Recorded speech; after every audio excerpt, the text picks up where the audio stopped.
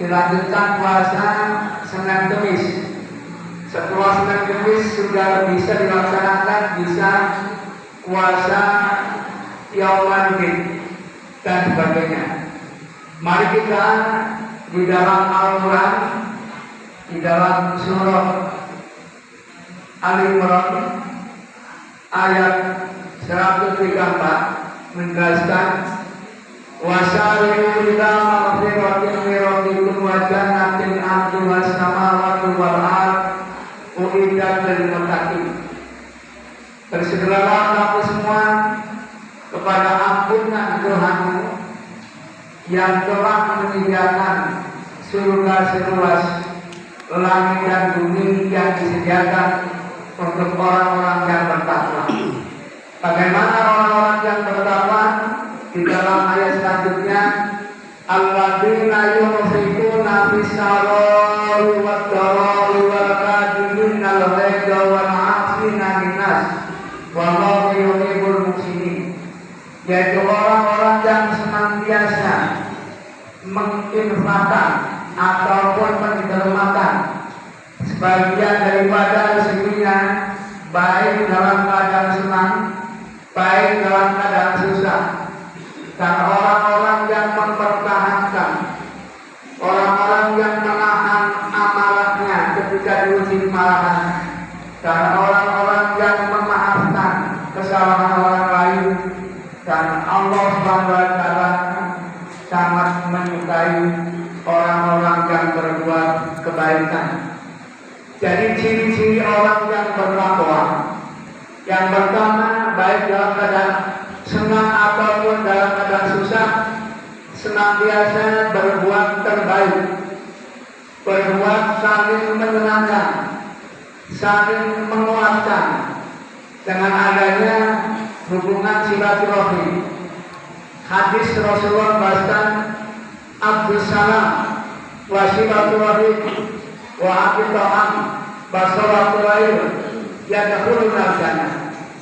Sebalkan salam sehingga kaum muslimin dan muslimat apabila kita mengawali perjumpaan ataupun pertemuan baik secara langsung ataupun lewat alat komunikasi kita, ucapan yang pertama adalah sampaikan Assalamualaikum.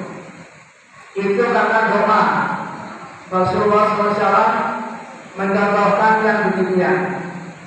Kemudian yang kedua, silaturahim berdasarkan surah An-Nisa ayat pertama, wattaqullaha allazi tasaaluna bihi wal arham. Bertakwalah kamu semuanya kepada Allah dan hendaklah menjaga hubungan kekeluargaan, hubungan silaturahim sesama muslim. Oleh karena itu sampai hari ini orang-orang yang mempertahankan ketakwaan semua adalah merasa bersalah, merasa berdosa, sehingga saling memaafkan. Itulah indahnya silaturahim. Bagaimana pada zaman Nabi Muhammad SAW adalah silaturahim bersama-sama para sahabat adalah 5 waktu berjamaah di masjid. Itu adalah contoh yang langsung.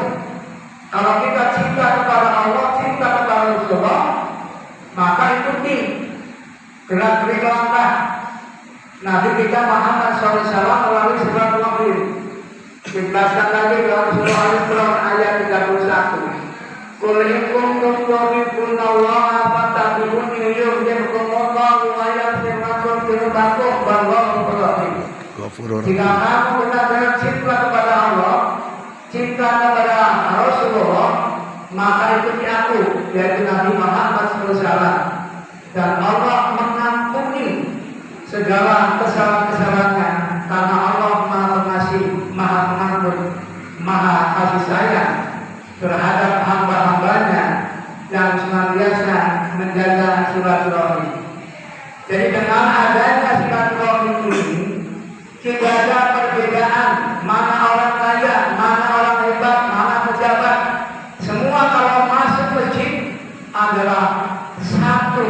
menjadi umat yang wahidah, umat yang satu tujuan, wartahu ma'arofihim, bersama-sama ruku, yaitu dengan para nabi, para sahabat, para ulama, para tabi'in, adalah ruku dan sujud sebagai bukti bersyukur kepada Allah Subhanahu wa Ta'ala.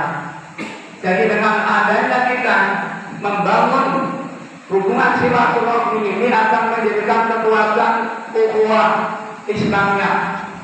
Kalau ayat ini diamalkan oleh orang-orang yang mengaku beriman, insya Allah dunia ini akan damai. Dunia itu akan tenang, tidak ada permusuhan, tidak ada rasa dengki, tidak ada rasa iri. Semua adalah menjadikan silaturahim, menjadikan rahmatan lil alamin. Kemanapun kita pergi adalah dengan hati yang tenang, karena Allah menjamin bahwa orang-orang yang menjaga hubungan silaturahim akan menumbuhkan suatu persaudaraan yang kuat. Kemudian yang kedua adalah orang-orang yang apabila diuji oleh saudara kita, tetangga kita, fitnah, kemarahan dan sebagainya, dia langsung memaafkannya. Wal-afina 'anil nas, memaafkan lebih mulia, lebih tinggi kedudukannya.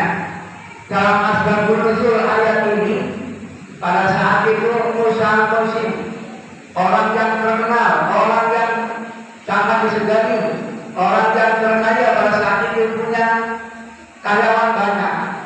Pada saat malam hari diuji oleh Allah Subhanahu wa Ta'ala, hendak melaksanakan sholat tahajud, minta tolong kepada karyawannya.